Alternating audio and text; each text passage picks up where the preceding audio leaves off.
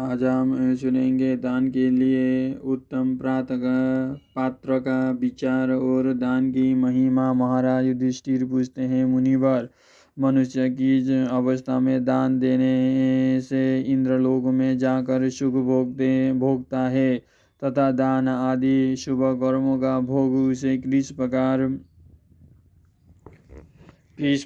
प्राप्त होता है। मार्कंडेय जी बोले, जो पुत्रहीन है, जो धार्मिक जीवन नहीं व्यतीत करते, जो सदा दूसरों की ही रसोई में भोजन किया करते हैं तथा जो केवल अपने लिए ही भोजन बनाते हैं, देवता और अतिथि को अर्पण नहीं करते, इन 4 प्रकार के मनुष्यों का जन्म व्यर्थ है।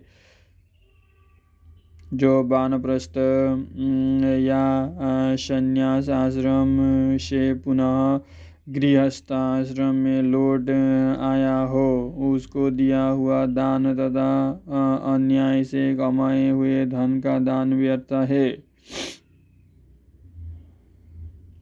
इसी प्रकार पतिता मनुष्य, चोर, ब्राह्मण, मिथ्यावादी, गुरु, पापी, कृतघ्न, ग्रामयाजक, वेद का विक्रय करने वाले, शूद्र से यज्ञ कराने वाले, आचारहीन ब्राह्मण, शूद्र के पति एवं स्त्री समूहों को दिया हुआ दान भी व्यर्थ है। इन दानों का कोई फल नहीं होता। इसीलिए जब सब अवस्थाओं में सब प्रकार के दान उत्तम ब्राह्मणों को ही देने चाहिए। युधिष्ठिर बोले, हे मुने, ब्राह्मण किस विशेष धर्म का पालन करे जिससे वे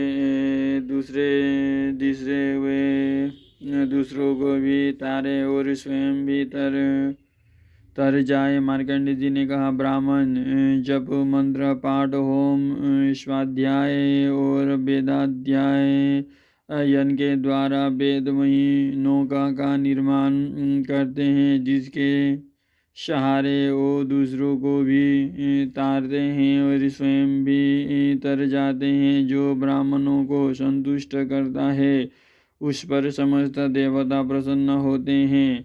श्राद्ध में प्रयत्न करके उत्तम ब्राह्मणों को ही भोजन कराना चाहिए, जिनके शरीर का रंग घृणा उत्पन्न करता हो, जिनके नख गंदे रहते हो, जो कोढ़ी और कपटी हो, पिता की जीवितावस्था में जो माता के व्यभिचार से उत्पन्न हुए हो, अथवा जिनका जन्म विधवा माता के गर्भ से हुआ हो, और जो पीठ पर तरकश बांधे क्षत्रिय वृत्ति से जीविका चलाते हो, ऐसे ब्राह्मणों को श्राद्ध में यत्नपूर्वक त्याग दें, क्योंकि उनको जिमाने से श्राद्ध निंदित हो जाता है और निंदित श्राद्ध यजमान को उसी प्रकार नष्ट कर देता है जैसे अग्नि काष्ठ को जला डालती है। किंतु हे राजन, अंधे, गूंगे, बहरे आदि जिनको शास्त्र में वर्जित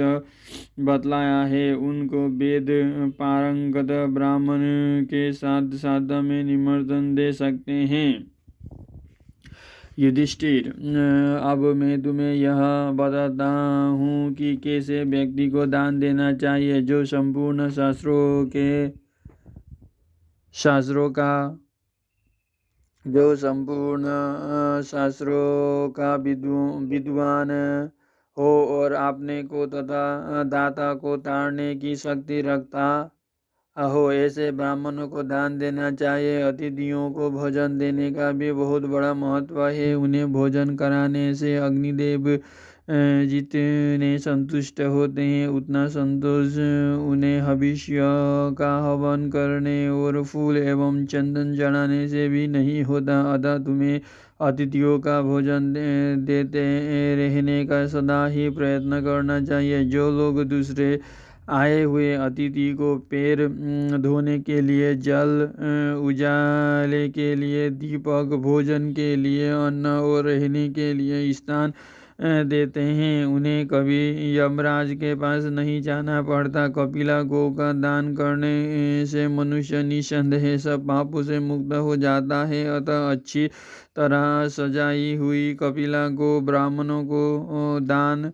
करनी चाहिए। दान पात्र ब्राह्मण क्षत्रिय हो, नित्य अग्निहोत्र करता हो, दरिद्रता के कारण जिन्हें स्त्री और पुत्रों के तिरस्कार सहने पड़ते हो तथा जिनसे अपना कोई उपकार न होता हो, ऐसे लोगों को ही गोदान करनी चाहिए, धनवानों को नहीं। एक बात और ध्यान रखने की है, एक गो एक ही ब्राह्मणों को देना चाहिए, बहुत से ब्राह्मणों को नहीं, क्योंकि एक ही गो यदि बहुतों को दी गई तो वे उसे बेचकर उसकी कीमत बांट लेंगे। दान की हुई गो यदि बेची जाएगी तो दाता की 3 पीढ़ी तक को हानि पहुंचाएगी। जो लोग कंधे पर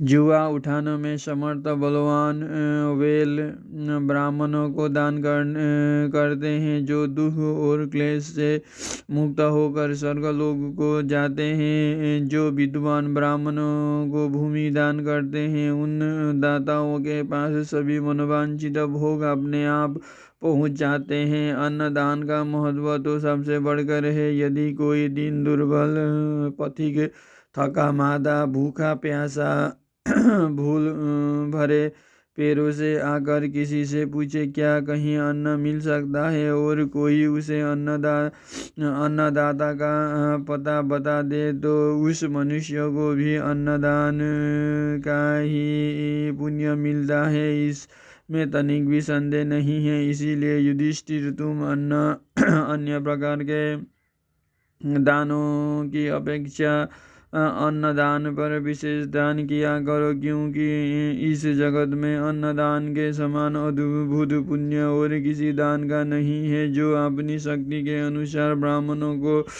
उत्तम अन्नदान करता है, वो उस पुण्य के प्रभाव से प्रजापति लोगों को प्राप्त होता है। वेदों में अन्न को प्रजापति कहा है। प्रजापति संवत्सर माना गया है।